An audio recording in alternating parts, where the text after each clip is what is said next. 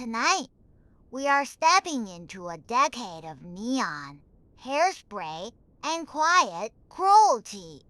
The 1980s, a time when the whole world seemed to agree on one thing, that your body was a problem in need of solving. Forget the synth pop and the shoulder pads for a moment. Tonight, we're talking about what it was actually like to live in a larger body during the most diet-obsessed decade in modern history. An era when the bathroom scale carried more authority than your own doctor, and a small tub of cottage cheese was somehow considered a meal. So dim the lights, switch on the fan for that soft steady hum. Tuck yourself somewhere warm and let us ease into it together. Have you ever been put on a diet by someone who was not a doctor, not a nutritionist, and not especially kind? Have you ever stood in a fitting room under fluorescent lights that seemed personally offended by your existence? Did people in the 1980s truly believe a grapefruit had magical fat melting powers?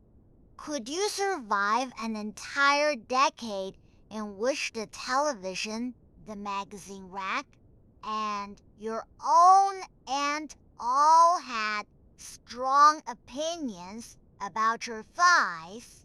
And what happens when a whole culture quietly decides that thin means good and fat means bad, and never bothers to ask whether either word means anything at all? Imagine then the single day in that decade. It begins, as so many days did, with the scale. You wake, you shower, you step on it before you have had a coffee or a single thought of your own. The needle swings, settles, and the number it lands on sets the weather for everything that follows. A good number, and the day is bright. A bad number, and the day is already a defeat. A small metal square on the bathroom floor, governing your mood like a tiny tyrant. Before you have spoken a word to anyone, you have already been graded. Then, breakfast, a half grapefruit, perhaps because the grapefruit was said to burn fat on contact, which is not how food works, but was certainly how the decade talked about food. Or a scoop of cottage cheese, salty and sad, eaten standing up. A breakfast that was less a meal than an apology offered to the universe on your behalf. The 1980s breakfast was not designed to nourish you. It was designed to make you smaller and to remind you, first thing in the morning, that you were already too much. From there, you venture out into a world that has not been built with you in mind. The mall, that cathedral of the decade. You walk past the mannequins, all of them slim and smug, and into the stores that politely decline to carry your size. The plus-size section, when it exists at all, is hidden in a back corner as though it were something shameful. The clothes there are beige, shapeless, designed to camouflage rather than celebrate. You take a few items into the fitting room, that small fluorescent cell, and you understand immediately that the mirror is not your friend, the lighting is unkind, the angles are unkind. Everything about the room conspires to whisper that you do not belong here, that you should be grateful for whatever fits, and that the problem, as always, is you. And then there is the diet industry itself, which never stops talking. The fad diets arrive in waves, each one stranger than the last. The cabbage soup diet, the liquid protein diet, the eat only one color day diet. Each promises transformation in 7 days, 14 days, 21 days. Each works briefly and then does not. The weight returns as weight tends to, and the failure is laid at your feet, never at the feet of the diet that promised what no diet can deliver. Then come the pills, the amphetamines handed out by willing clinics, which made your heart race and your hands shake and your appetite vanish along with your ability to sleep. The diuretics that dropped water weight and electrolytes in equal measure. The laxatives taken in secret, with all the dignity that implies. A whole pharmacopoeia of jittery, anxious, half-working solutions sold to people who were told that their bodies were emergencies and that any cost was worth paying to escape them. And, of course, the aerobics, the aerobics, and the attards, the leg warmers, the bright spandex, the pounding music. Exercise in the 1980s ceased to be a private thing and became a performance, a class, a video, a spectacle. The thin and the already fit bounced through it joyfully, their bodies celebrated on camera. The rest sweated through it in back rows, hoping not to be noticed, hoping that this time the inches would actually melt away as the instructors promised they would. The phrase, no pain, no gain, was repeated until it sounded like wisdom, instead of like what it actually was, which was an instruction to ignore your own body's warnings. Then there were the gadgets, sold at midnight on television by hosts with warm certain voices, the vibrating belts, the rolling pins, the abdominal electrodes, the thigh masters. Each one promised effortless transformation. Operators were standing by.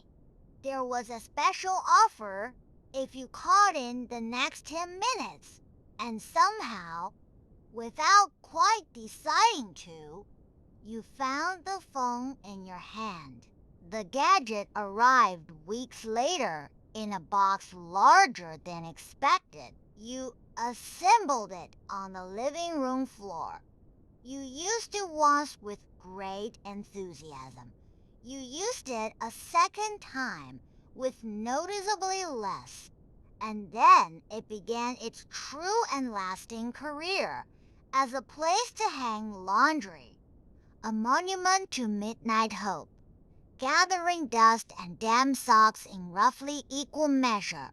For those with deeper pockets, there were the reducing salons.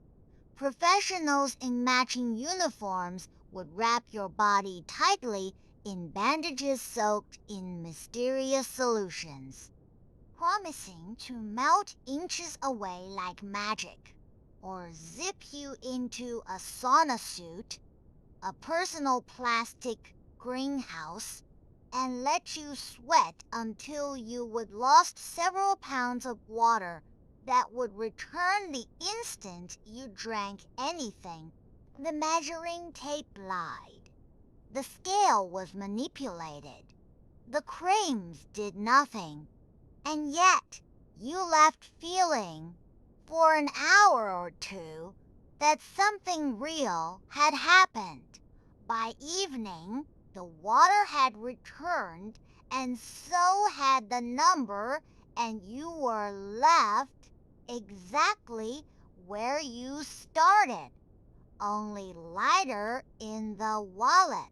Surely, you thought, the doctor's office would be different. Surely, you arrived with a sore throat or a stubborn cough, and before you could finish describing it, the conversation had turned entirely to the scale. Have a headache, lose weight, trouble sleeping, lose weight, broke your arm falling off a ladder. Well, have you considered losing weight? The number went on the chart before your actual problem did, and you could feel it shaping everything that followed. Whatever you had come in for, the answer was going to be your weight. The universal diagnosis, the skeleton key, the explanation that explained everything, and excused the doctor from looking any closer. And then the media, that constant companion, the magazine covers in the grocery aisle, all of them promising flat bellies by summer. The before and after photos always shot to make the before look as miserable as possible, and the after as triumphant as possible, as if a body were a redemption story and not simply a body.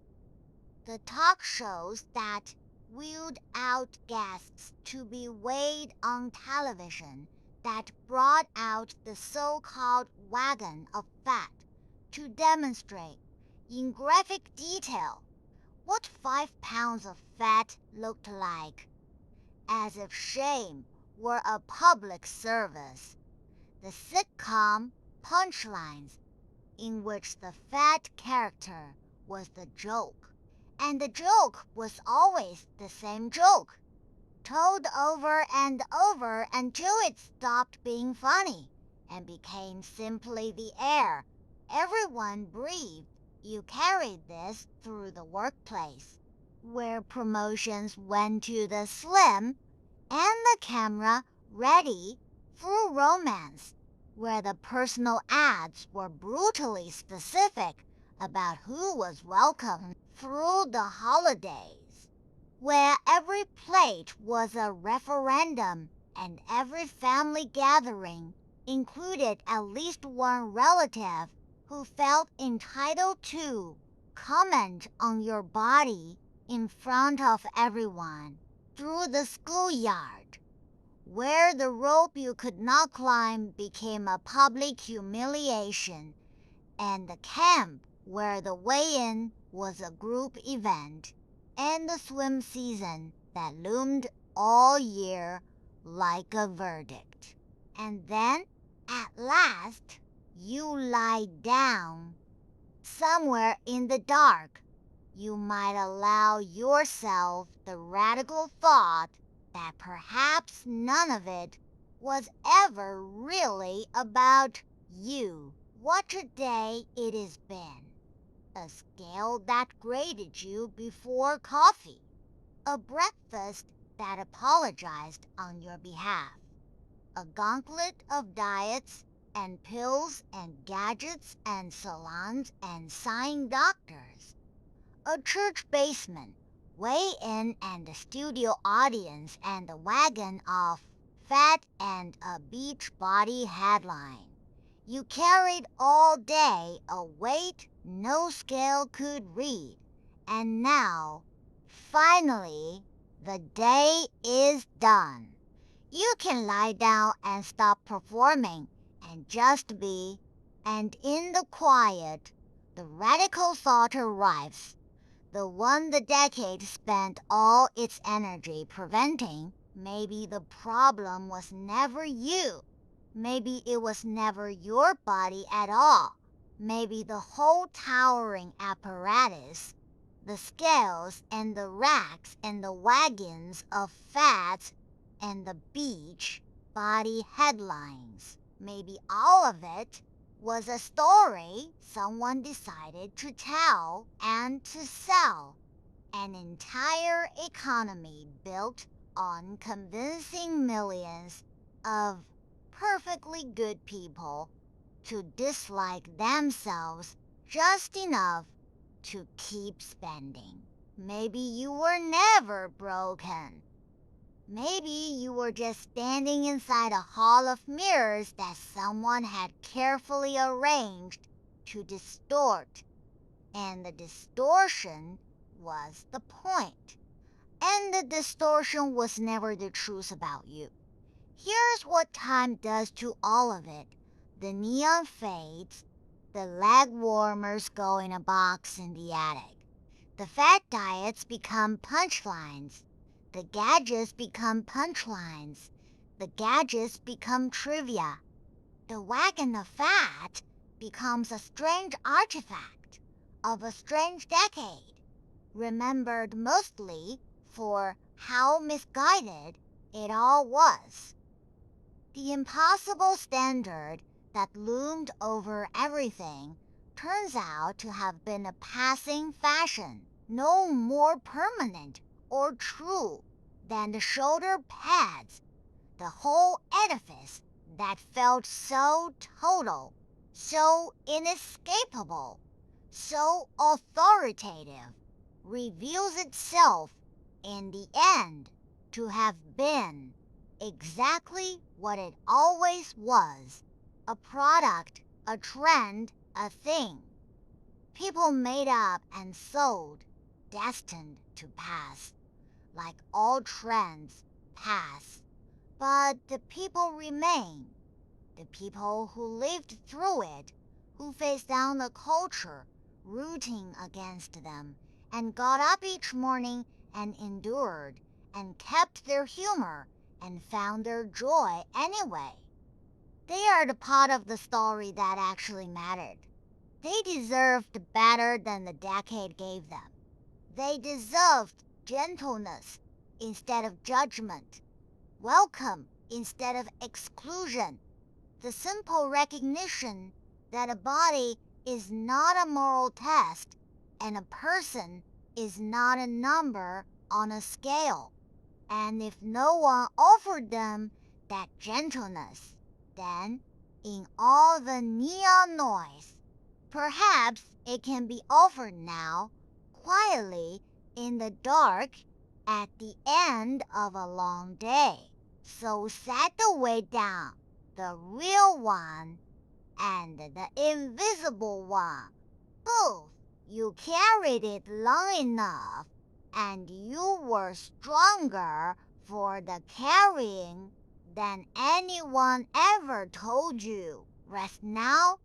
The scale can wait until morning, and so can the world and you.